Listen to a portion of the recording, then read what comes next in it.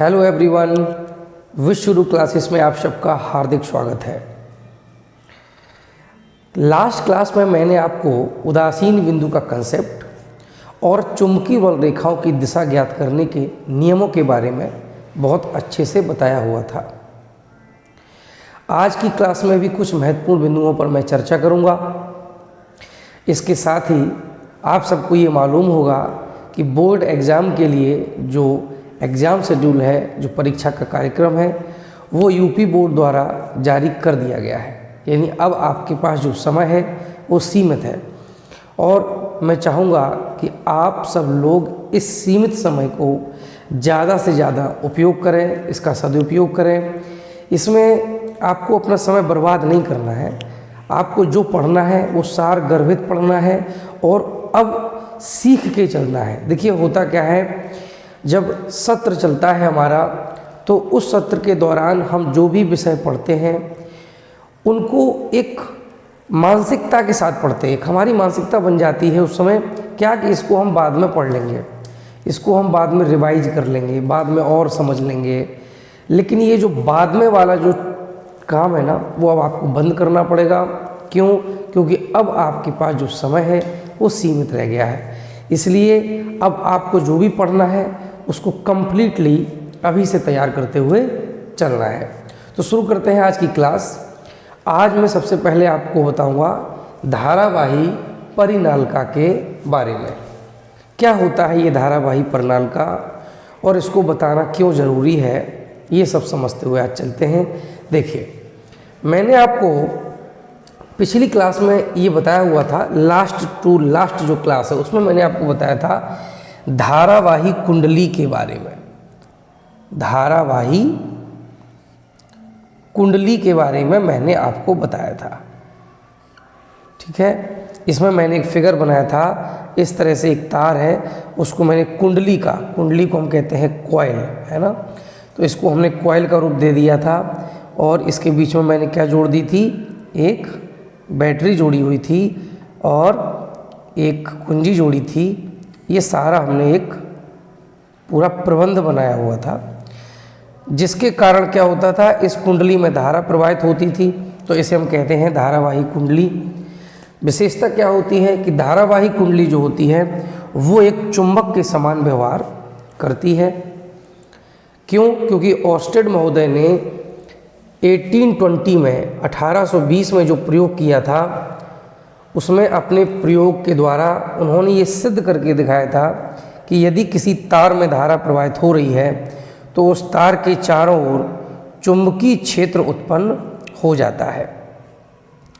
तो यहाँ भी क्या हो रहा है, इस तार में धारा प्रवाहित हो रही है और ये तार जो है वो कुंडली के रूप में बना हुआ है। तो इस तार के कारण, यानी इस धारा के कारण, ये जो आई इसमें धारा बह रही है, एक चुंबकीय क्षेत्र उत्पन्न होता है, जिसके कारण ये कुंडली एक चुंबक के समान व्यवहार करने लगती है, यानी चुंबकीय क्षेत्र उत्पन्न करती है। इसमें भी दो ध्रुव बन जाते हैं। वो दोनों ध्रुव हम कैसे पहचानते हैं, तो मैंने आपको बताया था कि जिस तरफ से देखने पर आपको धारा की दिशा कैसी नज़र आए, क्लॉकवाइज नज़र आए, क्लॉकवाइज नज़र आए, वो आपका साउथ पोल होगा। और जिस तरफ से देखने पर आपको एंटी क्लॉकवाइज नज़र आए, वो आपका नॉर्थ पोल होगा। यानी इस साइड से जब हम देखेंगे कुंडली को तो ये इसका साउथ पोल बन जाएगा। जब हम इसके विपरीत दिशा से देखेंगे, उधर से देखेंगे, तो ये आपका उधर से नॉर्थ पोल बन जाएगा और ये चुंबक के जैसा व्यवहार करने लगेगी। इसकी बल रेखाएं कैसी होती हैं वो भी मैंने आपको बताई हुई थी। अब आप जरा परिनालिका और कुंडली में अंतर को समझ लीजिए। यहाँ पर क्या हो रहा है, आप देखिए, यहाँ पर मैंने तार के कई फेरे लगाए हुए हैं, जबकि यहाँ पर केवल एक फेरा है। तो हम इस तरह से भी समझ सकते हैं कि यदि हम कई कुंडली आपस में मिला दें तो बन जाती है धारावाही परिनालिका। देख सकते हो आप लोग फिगर में, ये एक कुंडली है। अगर हम कई सारी कुंडली मिला देते हैं तो ये बन जाती है परिनालिका और इसमें धारा प्रवाहित करेंगे तो बन जाएगी धारावाही परिनालिका, राइट। शर्त एक है क्या, कि ये जो भी फेरे हैं ये आपस में अलग अलग होने चाहिए। आपस में अलग अलग, आपस में विच्छेदित होना चाहिए। ऐसा नहीं कि एक दूसरे से सटा करके हमने फेरे लगा दिए, ठीक है ना। अगर हम सटा करके लगाते भी हैं तो फिर उसमें शर्त क्या रहेगी? शर्त ये रहेगी कि जो तार है वो तार जो है वो हमारा उसके ऊपर कवरिंग होना चाहिए, या तो प्लास्टिक की कवरिंग हो या धागा की कवरिंग हो, जिसके कारण क्या होगा, तार आपस में चिपकने के बावजूद भी अलग अलग बने रहेंगे। तो धारावाही प्रणाली का हम बनाते कैसे हैं, समझ लीजिएगा अच्छे से। जैसे मान लीजिए हमने क्या किया, एक मोटा सा हमने कार्डबोर्ड लिया या मोटा सा कोई कागज़ लिया, ठीक है, और उस कागज़ को हमने बेलन के रूप में मोड़ लिया। ये देखिए बेलन बन गया है, तो बेलन के रूप में इसको हमने मोड़ लिया। अब क्या किया, इस कार्डबोर्ड के बेलन के ऊपर तार के क्या किए, बहुत सारे घने घने फेरे लगा दिए। ऐसे ऐसे ऐसे करके इस पर बहुत सारे तार के हमने क्या कर दिए, फेरे लगा दिए, ठीक है। और ये सारे फेरे एक दूसरे से अलग अलग होने चाहिए, ठीक। और ये फेरे लगा दिए, और लास्ट में जो तार के दोनों सिरे बचे हैं इनके बीच में क्या जोड़ दी, बैटरी जोड़ दी और एक कुंजी लगा दी। तो इस तरह से आप देख सकते हो ये जो हमारा प्रबंध है वो बन करके तैयार हो जाता है, और यही प्रबंध कहलाता है धारावाही परिणाम का। जैसे ही हम इसमें धारा प्रवाहित करेंगे तो क्या होगा, इन सभी फेरों में धारा प्रवाहित होना शुरू हो जाएगी, यानी ये सभी बन जाएंगी धारावाही कुंडली, और ये सब मिलकर के एक शक्तिशाली चुंबक की तरह व्यवहार करना शुरू कर देंगी, ठीक है। शक्तिशाली चुंबक क्यों बन जाएगा बेटा, उसका सीधा सा कारण है कि यहाँ पर क्या हो रहा है, एक फेरा नहीं है बल्कि बहुत सारे फेरे हैं, और जितना ज़्यादा फेरे हम लगाएंगे उतनी ही शक्तिशाली चुंबक बना सकते हैं। और इसमें क्या प्रवाहित हो रही है, धारा। लास्ट क्लास में मैंने आपको बताया था कि चुंबकीय क्षेत्र जो उत्पन्न होता है उसका कारण तार नहीं होता है बल्कि धारा होती है, ठीक है ना। तो इसमें धारा प्रवाहित हो रही है, इसलिए यहाँ पे चुंबकीय क्षेत्र उत्पन्न हो जाएगा। जितनी ज़्यादा आप धारा प्रवाहित करेंगे, जितनी ज़्यादा आप धारा प्रवाहित करेंगे, ये चुंबक उतना ज़्यादा शक्तिशाली हो जाएगा। अभी आप आगे पढ़ेंगे कि जो चुंबकीय क्षेत्र होता है वो धारा के परिमाण पर निर्भर करता है। धारा का मान ज़्यादा होगा तो चुंबकीय क्षेत्र का मान भी ज़्यादा होता है। तो यदि हमें शक्तिशाली चुंबक बनाना है तो हमें ज़्यादा से ज़्यादा इसमें करंट देना होगा, ज़्यादा से ज़्यादा धारा प्रवाहित करनी होगी। इसको हम धारावाही प्रणालिका को हम विद्युत चुंबक भी कह सकते हैं। क्या कह सकते हैं, विद्युत चुंबक। तो जब भी बात आएगी विद्युत चुंबक की तो इसका मतलब क्या है, धारावाही परिणालिका की ही बात हो रही है, अर्थात ये जो प्रबंध तुम्हारे सामने बना हुआ है यही है विद्युत चुंबक।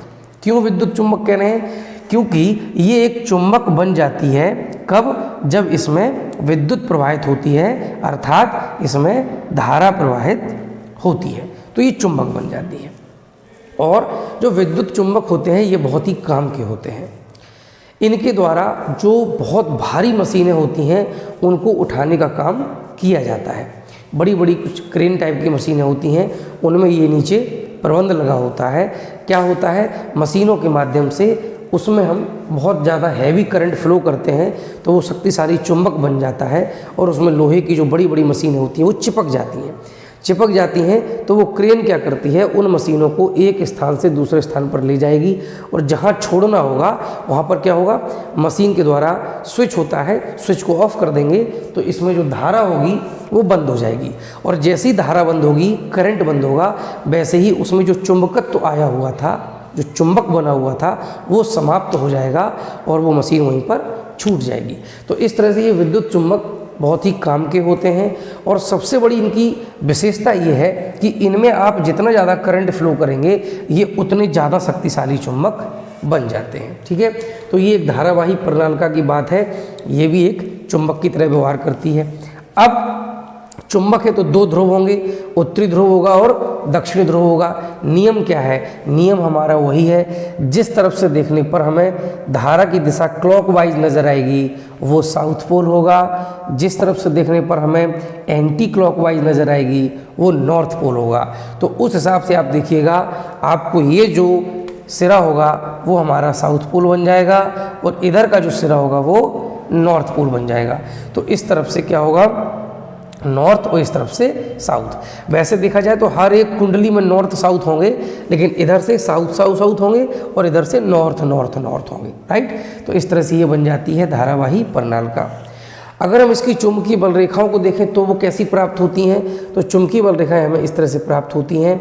अंदर हम पता है मैग्नेट के अंदर जो चुंबकीय बल रेखाएं होती हैं वो होती हैं दक्षिण ध्रुव से उत्तर ध्रुव की ओर, दक्षिण ध्रुव से उत्तर ध्रुव की ओर, और बाहर होती हैं उत्तर ध्रुव से दक्षिण ध्रुव की ओर, इस तरह से उत्तर ध्रुव से दक्षिण ध्रुव की ओर बाहर, ठीक है ना। तो ये चुंबकीय बल रेखाएं हमें प्राप्त होती हैं, जिन्हें आप ध्यान से देखो तो अंदर ये चुंबकीय बल रेखाएं लगभग कैसी हैं? लगभग समांतर होती हैं। तो हम कह सकते हैं कि जो धारावाही प्रणालिका होती है उसके मध्य में या उसके बीच में जो चुंबकीय क्षेत्र होता है वो कैसा होता है? एक समान होता है, ठीक। तो इस तरह से ये बात रही धारावाही प्रणालिका की। अब हम बहुत ही महत्वपूर्ण टॉपिक पर चर्चा करने जा रहे हैं। अक्सर ये आपके पेपर में पूछा जाता है, संभवतः इस बार भी पूछा जाएगा, तो उसको आप लोग बहुत ध्यान से समझिएगा। एक बात जो मैं बार बार कहता हूँ कि यदि आपको कोई भी डाउट होता है कहीं पर या कोई चीज़ समझ में नहीं आती है, प्लीज़ कमेंट कीजिए, आप लिखिएगा अपनी बात को, मैं उसको एक्सप्लेन करूँगा, ठीक है। अब हम लॉरेंज बल के बारे में चर्चा करेंगे। लॉरेंज बल क्या होता है और इसको हम प्रयोग के द्वारा कैसे सिद्ध कर सकते हैं, कैसे देख सकते हैं कि लॉरेंज बल कार्य करता है। देखिएगा,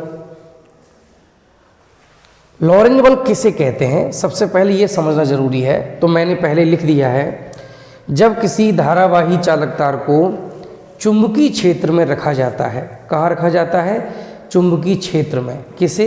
धारावाही चालक तार को, यानी एक ऐसे तार को जिसमें धारा प्रवाहित हो रही है। तो क्या होता है? उस पर एक बल कार्य करता है जिसे हम लॉरेंज बल कहते हैं, ठीक है।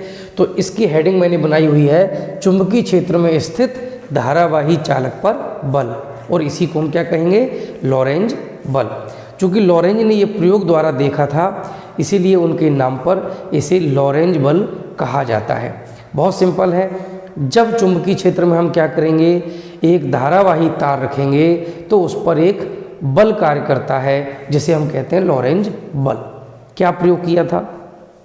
जो प्रयोग का पूरा प्रबंध है वो मैंने बनाया हुआ है। एक नाल चुंबक, ये इस प्रकार की जो चुंबक होती है इसे हम कहते हैं नाल चुंबक। तो एक नाल चुंबक है, इस तरह से एक नाल चुंबक ली हुई है, इसमें ये N है और ये S है, यानी एक चुंबक में दो ध्रुव होते हैं। तो ये इसका उत्तरी ध्रुव है और ये इसका दक्षिणी ध्रुव है, और दोनों ध्रुवों के बीच में हमने एक तार रखा हुआ है जिसमें धारा प्रवाहित हो रही है। ध्रुवों के बीच में क्यों? क्योंकि निश्चित रूप से बेटा, जैसे अगर ये S है यानी दक्षिणी ध्रुव है और ये आपका उत्तरी ध्रुव है, तो इनके बीच में एक चुंबकीय क्षेत्र उत्पन्न होता है, और इस चुंबकीय क्षेत्र की जो दिशा होती है वो होती है उत्तरी ध्रुव से दक्षिणी ध्रुव की ओर। जो चुंबकीय क्षेत्र की दिशा होती है वो होती है उत्तरी ध्रुव से दक्षिणी ध्रुव की ओर। तो यहाँ पर हमने दोनों ध्रुवों के बीच में चूंकि क्या होगा? चुंबकीय क्षेत्र होगा जिसकी दिशा क्या होगी? उत्तरी ध्रुव से दक्षिणी ध्रुव की ओर, ठीक है ना। तो उस चुंबकीय क्षेत्र में हमने इस तार को रखा हुआ है और इस तार में क्या प्रवाहित हो रही है? धारा। तो जैसे ही तार में धारा प्रवाहित की जाती है, ये तार ऑटोमेटिकली स्वतः ऊपर की तरफ उठने लगता है। आखिरकार ये तार ऊपर की तरफ उठ रहा है, इससे क्या प्रमाणित हो रहा है? इससे प्रमाणित हो रहा है कि तार के ऊपर की ओर एक बल लग रहा है, और यही बल तार को क्या कर रहा है? ऊपर की ओर उठा रहा है। अगर हम क्या करते हैं? धारा की दिशा को पलट देते हैं। अगर धारा की दिशा हम ऐसी कर देते हैं तो क्या देखने को मिलता है? तो ये तार अब ऊपर की ओर ना उठकर नीचे की ओर जाने लगता है, यानी जो बल होता है उसकी दिशा बदल जाती है। तो ये जो प्रयोग है ये प्रमाणित करता है, ये सिद्ध करता है कि जब हम किसी धारावाही चालक तार को चुंबकीय क्षेत्र में रखते हैं तो उस पर एक चुंबकीय बल कार्य करता है। अब ये चुंबकीय बल कितना होता है, इसके बारे में इसका क्या फॉर्मूला बनता है उसकी चर्चा कर लेते हैं। मान लेते हैं कि एक L लंबाई का चालक तार है, यानी चालक तार है, उसकी L लंबाई चुंबकीय क्षेत्र में रखी हुई है। चालक तार की कितनी लंबाई, L लंबाई इस चुंबकीय क्षेत्र में रखी हुई है और चुंबकीय क्षेत्र का मान कितना है, वो है B के बराबर। इस चालक तार में कितनी धारा प्रवाहित हो रही है, I के बराबर। तो लॉरेंज बल के हिसाब से अगर देखा जाए तो यहाँ पर ये जो तार है वो धारावाही तार है और कहाँ रखा हुआ है, चुंबकीय क्षेत्र में रखा हुआ है। तो इस पर क्या लगेगा, चुंबकीय बल लगेगा। ठीक है, अब ये चुंबकीय बल किन किन राशियों पर निर्भर करता है, तो इसके लिए कई प्रयोग किए गए हैं और उन प्रयोगों द्वारा निष्कर्ष निकाला गया है। ध्यान दीजिएगा, प्रयोगों द्वारा जो प्राप्त निष्कर्ष हैं उनके आधार पर क्या क्या पता चला। उनके आधार पर पता चला कि ये जो बल होता है ये सीधे सीधे तार में बहने वाली धारा के समानुपाती होता है। यानी अगर हम तार में ज़्यादा धारा प्रवाहित करते हैं तो ये बल जो होता है इसका मान भी बढ़ता चला जाता है। जितनी ज़्यादा धारा प्रवाहित करेंगे उतना ज़्यादा बल कार्य करता है। दूसरा क्या निष्कर्ष मिला, दूसरा निष्कर्ष मिला F जो है वो B के समानुपाती होता है। B क्या है, चुंबकीय क्षेत्र का परिमाण या चुंबकीय क्षेत्र का मान। अर्थात चुंबकीय क्षेत्र की तीव्रता जितनी ज़्यादा होती है, जितना प्रबल चुंबकीय क्षेत्र होता है, उस चुंबकीय क्षेत्र में जो लॉरेंज बल होता है वो उतना ही ज़्यादा होता है। तीसरा निष्कर्ष मिला F समानुपाती L, यानी जितनी ज़्यादा लंबाई चुंबकीय क्षेत्र में रखी होगी उतना ही ज़्यादा बल कार्य करेगा। अगर हम बहुत छोटी लंबाई का तार चुंबकीय क्षेत्र में लेते हैं तो उस पर लगने वाला जो बल होगा वो भी कम होगा, और अगर हम ज़्यादा लंबाई ले लेते हैं जो चुंबकीय क्षेत्र में रखी गई है तो उस पर लगने वाला बल जो है वो भी ज़्यादा होता है। तो ये जो निष्कर्ष हैं वो हमें प्रयोगों द्वारा प्राप्त होते हैं। क्या कि जो लॉरेंज बल होता है या धारावाही चालक पर लगने वाला जो बल होता है वो धारा के समानुपाती होता है, चुंबकीय क्षेत्र के मान के समानुपाती होता है, और जो धारावाही चालक तार है उसकी लंबाई के समानुपाती होता है। अगर इन तीनों को हम निष्कर्षों को मिला देते हैं तो हमारा बन जाता है F समानुपाती IBL, और जब इस समानुपाती के चिन्ह को हम समीकरण में बदलते हैं तो ये बन जाता है F बराबर K × IBL। देखिए, जब भी हम समानुपाती को समीकरण में बदलेंगे तो हमें एक समानुपाती नीतांक जोड़ना ही होगा। तो ये K क्या है, समानुपाती नीतांक है। अब प्रेक्षणों के आधार पर जो हमें रीडिंग मिलती हैं प्रयोग में, उसके आधार पर ये देखा गया है कि अगर हम ये सारी राशियाँ बल, धारा, चुंबकीय क्षेत्र, लंबाई, ये सारी राशियाँ किस में हैं, एसआई पद्धति में ले लेते हैं। सारी राशियाँ एसआई पद्धति में, जिसे हम MKS पद्धति भी कह सकते हैं। तो यदि सारी राशियाँ एसआई पद्धति में हैं तो क्या देखने को मिलता है, K की जो वैल्यू आती है वो आती है 1, और जब K की वैल्यू 1 आती है तो उस कंडीशन में ये बन जाता है F बराबर IBL। F क्या है, धारावाही चालक तार पर लगने वाला बल, जिसे हम लॉरेंज बल कहते हैं। I इसमें तार में बहने वाली धारा, B चुंबकीय क्षेत्र का मान, और L है धारावाही चालक तार की वो लंबाई जो चुंबकीय क्षेत्र में रखी गई है। तो इस तरह से हमें ये लॉरेंज बल के लिए फॉर्मूला प्राप्त हो जाता है। न्यूमेरिकल में भी ये फॉर्मूला बहुत यूजफुल है, और अक्सर लॉरेंज बल के लिए डेरिवेशन भी आ जाता है कि लॉरेंज बल क्या होता है, और इसका आप प्रयोगों द्वारा सत्यापन कीजिए और इसका जो सूत्र है उसको सत्यापित कीजिए। सूत्र को बताइए क्या होता है, उसका निगमन कीजिए। तो बेटा उस कंडीशन में लॉरेंज बल क्या होता है ये उसकी परिभाषा हो जाएगी, और प्रयोगों द्वारा जो प्राप्त निष्कर्ष हैं उनके आधार पर हम ये सब लिखेंगे और F बराबर IBL ये प्रूव कर देते हैं। ठीक है, इसमें कोई भी डाउट हो आप लोग पूछ लीजिएगा। अब यहाँ पर एक चीज़ आपको समझनी ज़रूरी है दिमाग में एक चीज़ जरूर चल रही होगी, सर ये बार बार आप F ऊपर क्यों बना देते हैं और क्या तरीका है जिसके द्वारा हम इस बल की दिशा ज्ञात कर सकते हैं। तो उसको भी हम लोग समझ लेते हैं। वो नियम होता है फ्लेमिंग के बाएं हाथ का नियम, फ्लेमिंग के बाएं हाथ का नियम, left hand rule of Fleming. उसके द्वारा हम लोग इस लॉरेंज बल की दिशा ज्ञात करते हैं। कैसे समझते हैं? जो फ्लेमिंग के बाएं हाथ का नियम है, या ऐसे हम बाम हस्त का नियम भी कह सकते हैं, वो क्या है? देखिए, फ्लेमिंग ने बताया कि यदि हम अपने लेफ्ट हैंड यानी बाएं हाथ के अंगूठे और उसके पास वाली दोनों उंगलियां, अंगूठा और उसके पास वाली ये दोनों उंगलियां, इन तीनों को इस प्रकार फैलाएं कि तीनों एक दूसरे के लंबवत हो जाएं, तीनों एक दूसरे के लंबवत। देखिए आप ध्यान से, अंगूठा जो है वो इस उंगली के भी लंबवत है और इस उंगली के भी लंबवत है। देखिए 90 डिग्री का कोण बनाता है, चाहे इस उंगली से देख लो चाहे इस उंगली से देख लो। अगर हम इस उंगली की बात करेंगे तो ये इससे भी 90 डिग्री एंगल बना रही है, अंगूठे से भी बना रही है।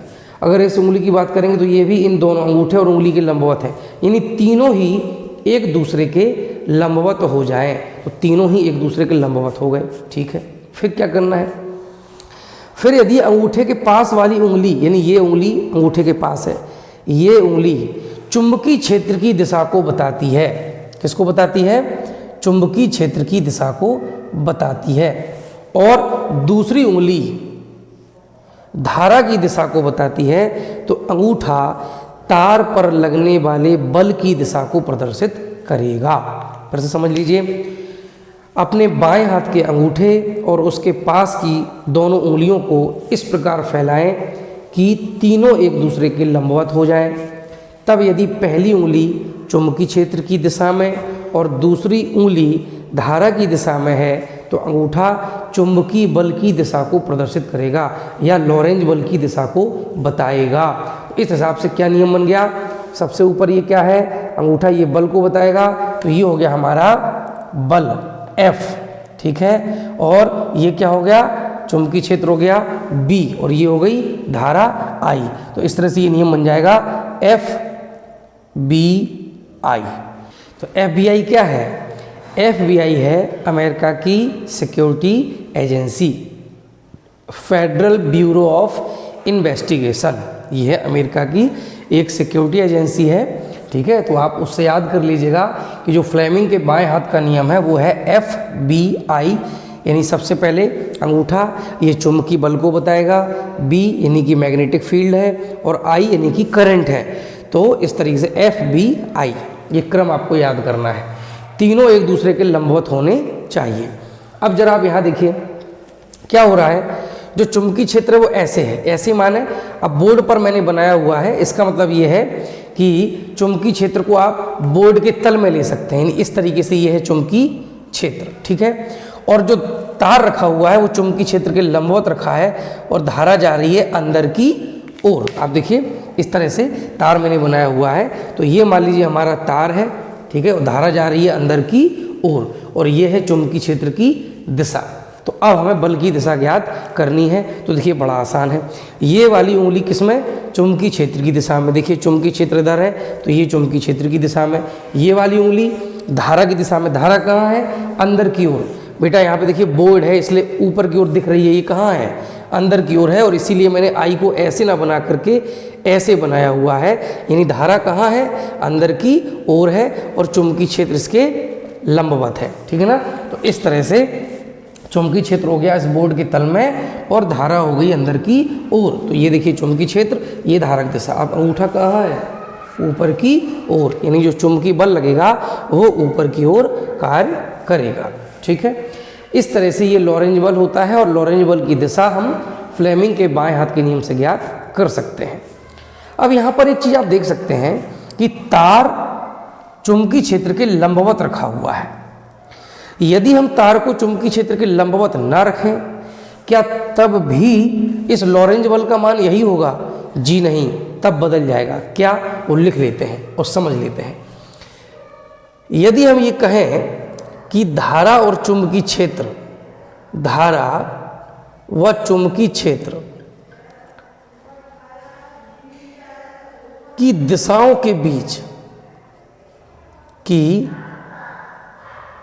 के बीच कितना कोण है? थीटा कोण है, थीटा कोण है। तो उस कंडीशन में हो जाता है F बराबर IBL साइन थीटा। ठीक है, ये कब होगा F बराबर IBL साइन थीटा? यदि चुंबकीय क्षेत्र और धारा की दिशा के बीच में कोण कितना हो? थीटा हो, यानी 90 अंश ना हो। यहाँ पे 90 अंश हमने माना है। यदि 90 अंश कोण ना हो बल्कि उसकी जगह कुछ और कोण हो, मान लीजिए वो कोण कितना है? थीटा है, तो उस कंडीशन में F बराबर हो जाएगा IBL साइन थीटा। अब आप देखिए इस फॉर्मूले में, आप देखिएगा यदि हम क्या करते हैं, थीटा बराबर 0 ले लेते हैं, थीटा बराबर इन कोण कितना ले लेते हैं? 0 अंश ले लेते हैं, तो उस कंडीशन में साइन थीटा यानी कि साइन 0 अंश की वैल्यू हो जाएगी 0, और साइन 0 अंश की वैल्यू होती है 0, और जैसे यहाँ पे आप 0 रखेंगे बेटा, F बराबर हमें क्या मिल जाएगा? 0 मिल जाएगा। इसका मतलब क्या हुआ कि तार पर कोई बल कार्य नहीं करेगा, बशर्ते कब? जब इनके बीच में कोण 0 है। किनके बीच में? धारा और चुंबकीय क्षेत्र। और ऐसा कब होगा? ऐसा तब होगा जब हम तार को चुंबकीय क्षेत्र की दिशा में रख देंगे। तो ये बात समझने वाली है क्या, कि यदि धारावाही तार कहाँ रखा है? चुंबकीय क्षेत्र के अनुदिश, चुंबकीय क्षेत्र के अनुदिश यानी उसी दिशा में रखा है, तो उस पर कोई बल कार्य नहीं करता है, यानी लॉरेंज बल कितना होगा? 0 होगा, कोई बल कार्य नहीं करता है।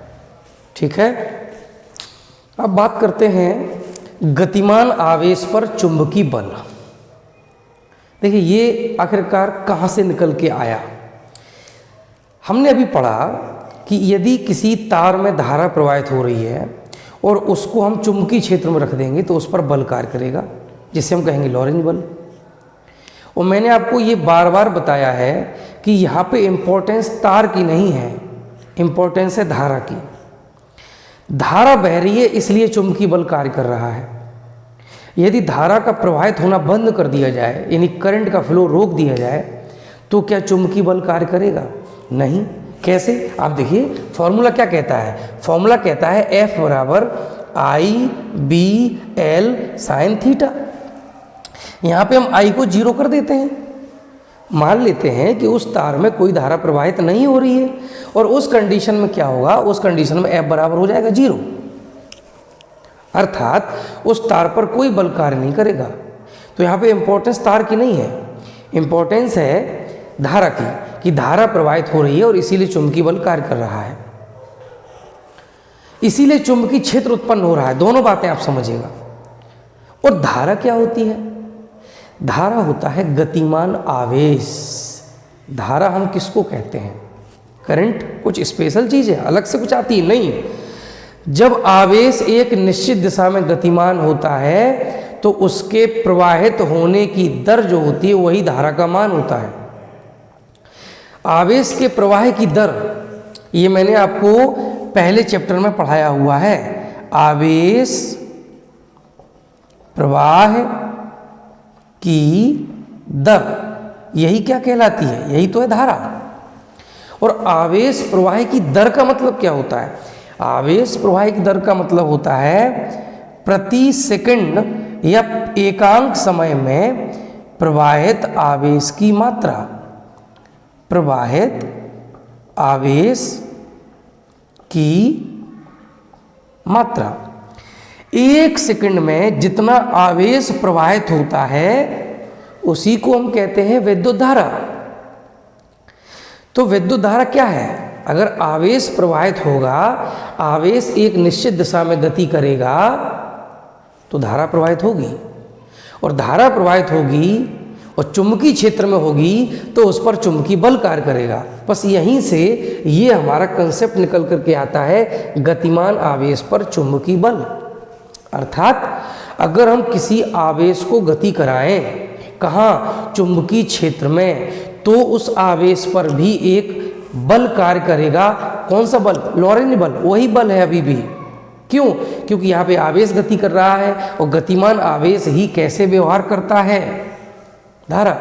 आवेश की गतिमान अवस्था को ही हम धारा कहते हैं। और धारा का परिमाण क्या होता है? आवेश प्रवाह की दर को हम धारा का मान या धारा का परिमाण कहते हैं या धारा की माप कहते हैं।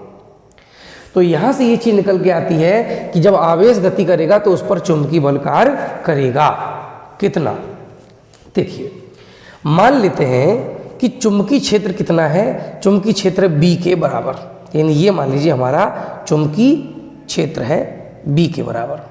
ठीक है, ये हम जो बनाते हैं ये क्या है? चुंबकीय बल रेखाएं, जो कैसी हैं? समांतर और समदूरस्थ। समांतर और समदूरस्थ का मतलब क्या है कि यहाँ पर हम जो चुंबकीय क्षेत्र ले रहे हैं वो एक समान ले रहे हैं। ठीक है, तो एक समान चुंबकीय क्षेत्र B।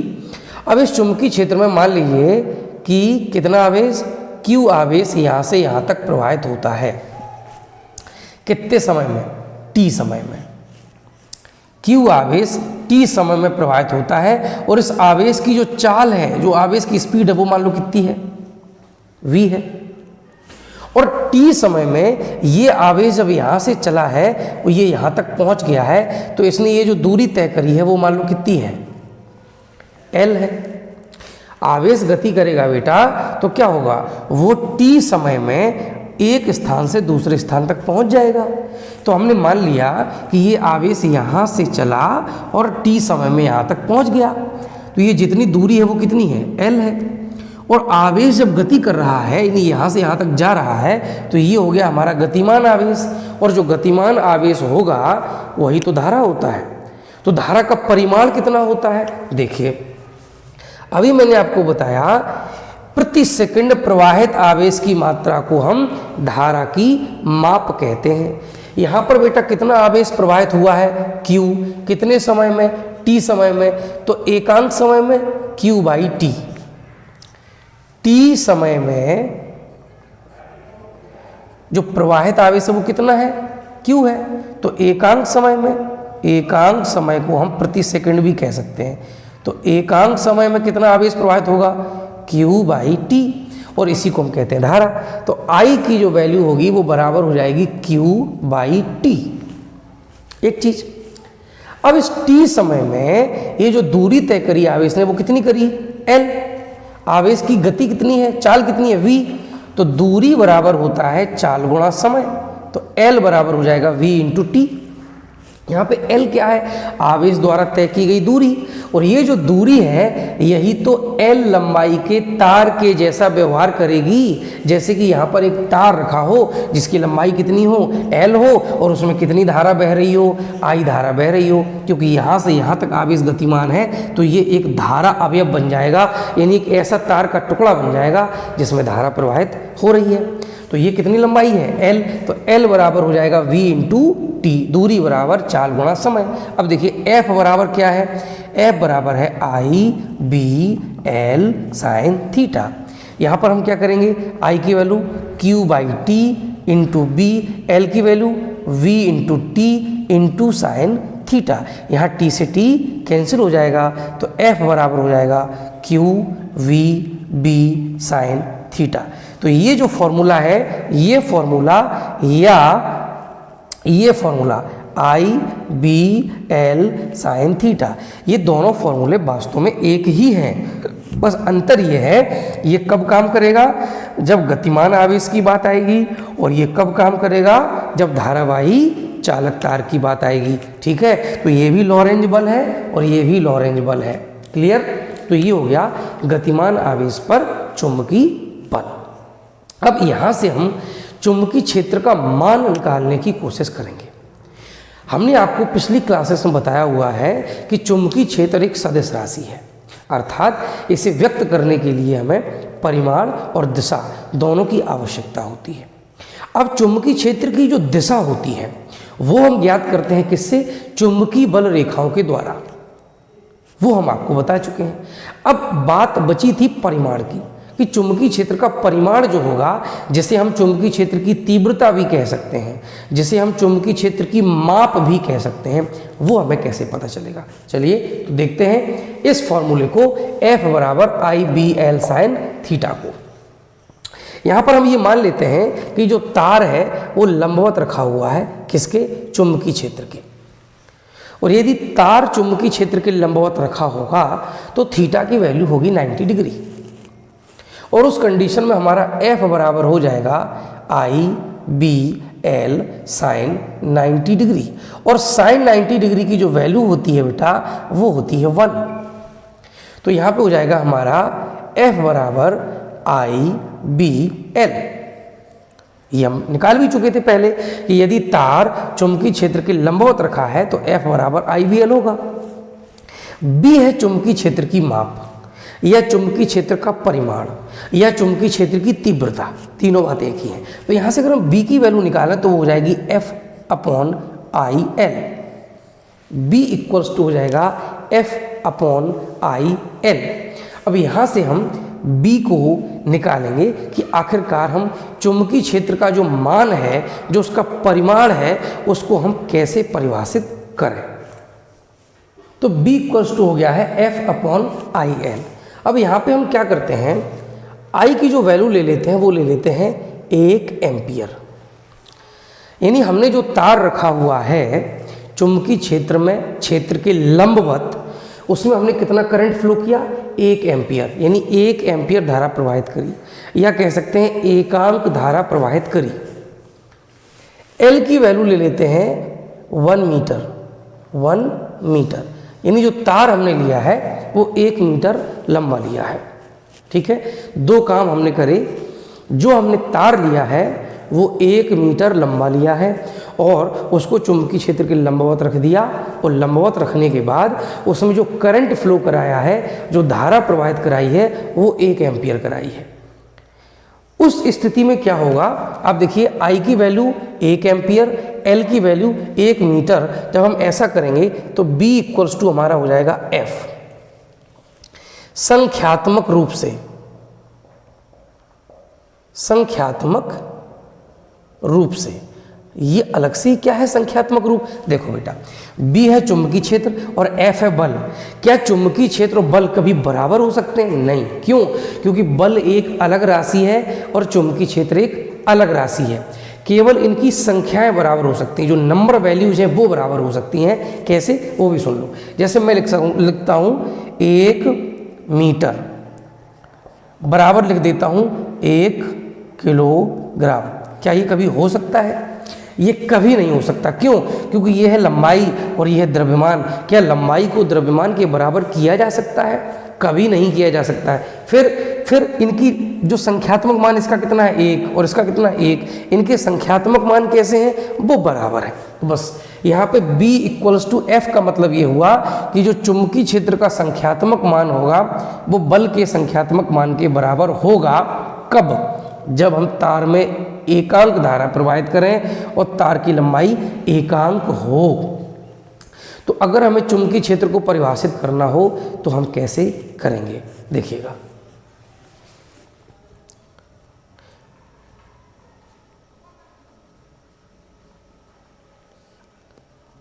चुंबकीय क्षेत्र में, चुंबकीय क्षेत्र में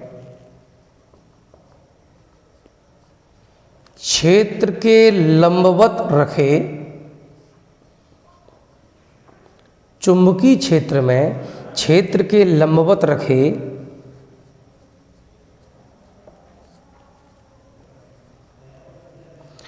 एकांक लंबाई के तार में एकांक धारा प्रवाहित करने पर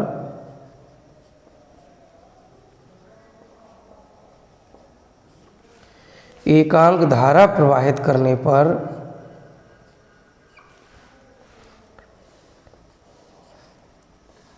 तार पर लगने वाला चुंबकीय बल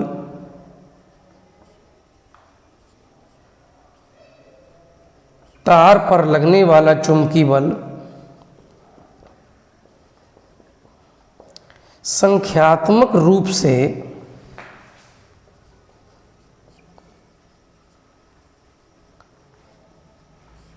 चुंबकीय क्षेत्र की तीव्रता या माप के बराबर होता है।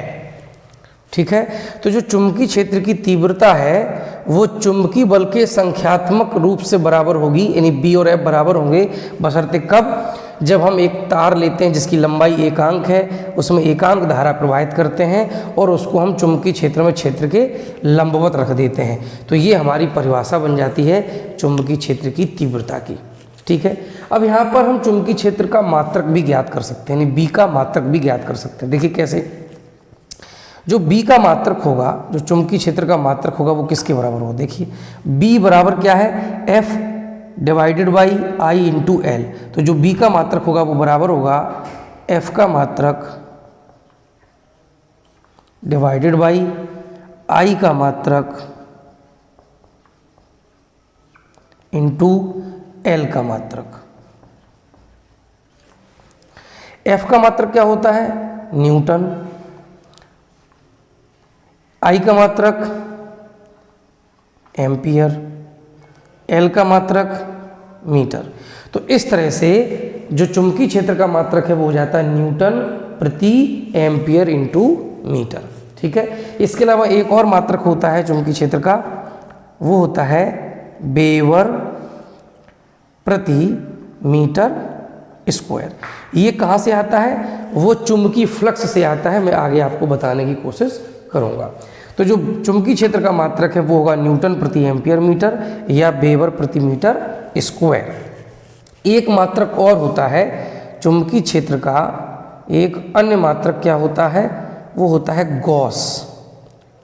गॉस, ठीक है, एक मात्रक और होता है गॉस। एक गॉस में 10⁻⁴ न्यूटन प्रति एम्पियर मीटर होते हैं। यानी गॉस को अगर हम न्यूटन प्रति एम्पियर मीटर में बदलना चाहें, क्यों, क्योंकि ये दोनों जो है वो एसआई पद्धति के मात्रक होते हैं, तो यदि इनमें बदलना चाहें तो एक गॉस बराबर होता है 10⁻⁴ न्यूटन प्रति एम्पियर मीटर। तो इस तरह से ये चुंबकीय क्षेत्र की तीव्रता हो गई और उसके मात्रक भी हो गए। ठीक है, अब हम बात करते हैं कि अगर एक ऐसा तार हो जो सीधा हो और अनंत लंबाई का हो, अर्थात उसकी लंबाई बहुत ज़्यादा हो, ठीक है, और उसमें धारा प्रवाहित की जाए, यानी एक ऐसा धारावाही तार जो सीधा भी है और अनंत लंबाई का है, तो उसके समीप में किसी बिंदु पर चुंबकीय क्षेत्र की तीव्रता कितनी होती है उसको भी देख लेते हैं। यहाँ पर आप लोग देख सकते हैं, हमने लिखा है अनंत लंबाई के सीधे धारावाही तार के कारण चुंबकीय क्षेत्र। अर्थात मान लेते हैं कि एक तार है, इसकी लंबाई कितनी है, अनंत है, यानी बहुत ज़्यादा है। तो ये देखिए आप तार के ऊपर नीचे लंबाई को मैंने ऐसे डॉट डॉट करके दिखाया है। इसका मतलब ये है कि इसकी लंबाई ऊपर नीचे और भी है, यानी बहुत ज़्यादा लंबाई है, और इसमें धारा कितनी बह रही है, आई। तो आई धारा प्रवाहित हो रही है, तो ये एक धारावाही तार है जिसकी लंबाई अनंत है और सीधा है। ठीक है, इसके समीप में कोई बिंदु है, मान लीजिए यहाँ पर सपोज बिंदु है P, और ये जो बिंदु है उसकी इस तार से जो दूरी है, ये जो दूरी है इस तार से, वो मान लेते हैं कितनी है, R है। ठीक है, यानी जिस बिंदु पर हमें चुंबकीय क्षेत्र का मान ज्ञात करना है वो बिंदु इस तार से R दूरी पर स्थित है। करेक्ट, तो R दूरी पर स्थित बिंदु है, इस बिंदु पर चुंबकीय क्षेत्र का मान हमें ज्ञात करना है। प्रयोगों के द्वारा क्या निष्कर्ष मिले हैं, प्रयोगों के द्वारा इसमें निष्कर्ष मिले हैं कि जो चुंबकीय क्षेत्र का मान होता है बिंदु P पर, वो तार में बहने वाली धारा के समानुपाती होता है। ये तो पहले भी निष्कर्ष मिला हुआ था, यानी जितनी ज़्यादा इसमें धारा प्रवाहित होगी उतना ज़्यादा चुंबकीय क्षेत्र बिंदु P पर उत्पन्न होगा। दूसरा निष्कर्ष मिला है कि जो चुंबकीय क्षेत्र होता है वो तार से बिंदु की दूरी के व्युत्क्रमानुपाती होता है। मतलब ये बिंदु जितना ज़्यादा दूर होगा, अर्थात R का मान ज़्यादा होगा तो B का मान कम होगा। जैसे जैसे आप दूर जाएंगे वैसे वैसे चुंबकीय क्षेत्र का मान कम होता चला जाएगा, चुंबकीय क्षेत्र की तीव्रता कम होती चली जाएगी। तो ये दो निष्कर्ष मिलते हैं, B समानुपाती I, B समानुपाती 1/r। जब हम दोनों को संयुक्त करते हैं तो बन जाता है B समानुपाती I/r। और जब इसको हम समीकरण के रूप में बदलते हैं तो ये बन जाता है B = K × I/r। B = K × I/r। ठीक, तो इस तरह से ये बन जाता है। प्रयोगों के द्वारा K की जो वैल्यू निकल के आती है वो निकल के आती है 2 ×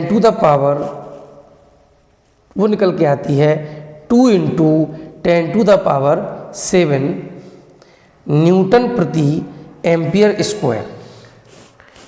प्रयोगों द्वारा जो K की वैल्यू आती है वो कितनी आती है 2 × 10⁻⁷ न्यूटन पर एम्पियर स्क्वायर। और ये जो वैल्यू होती है वो किसके बराबर होती है, ये बराबर होती है μ0/2π के, μ0/2π। इसको मैंने क्या पढ़ा, इसको पढ़ा हमने μ0, ठीक है। तो μ0/2π के बराबर होता है। इसका जो वैल्यू निकला है 2 × 10⁻⁷ न्यूटन पर एम्पियर स्क्वायर। ये वैल्यू कितने की होती है, μ0/2π की होती है। ये क्या है, μ0 क्या है, पाई तो तुम्हें पता है, μ0 क्या है लिखे दे रहा हूँ। μ0 कहलाती है निर्वात की